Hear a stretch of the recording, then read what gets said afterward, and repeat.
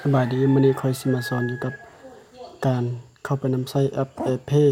ในประเทศลาวเนาะว่าจะมีวิธีการเข้าไปนำใช้แบบใดทำให้เรากดเข้าไปที่แอปของ AirPay นี้ได้เลยเนาะหลังจากกดเข้าไปแล้วจะออกมาหน้านี้เนาะให้เรากดลบรหัสประเทศของประเทศไทยนี้ออกเนาะแล้วป้อนรหัสประเทศของประเทศลาวใส่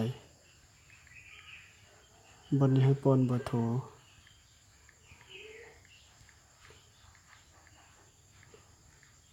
แล้วก็ถัดไปหลังจากนั้น AirPay จะส่งรหัสมาทางข้อความเนาะ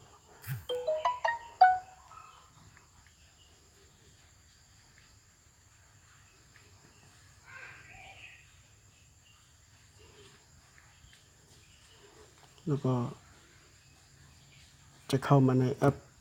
ของ AirPay จะออกในหน้าต่างแบบนี้เนาะหลังจากนี้ก็จะเป็นขั้นตอนในการเข้าไปเบิ่งบัตรเครดิตการ์ดของเราในแอป AirPay เนาะให้เรากดไปที่ AirPay Card นี่เนาะ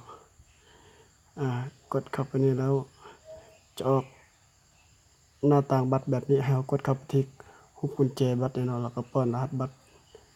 ของเราใส่หลังจากป้อนรหัสบัตรใส่แล้วมันจะออก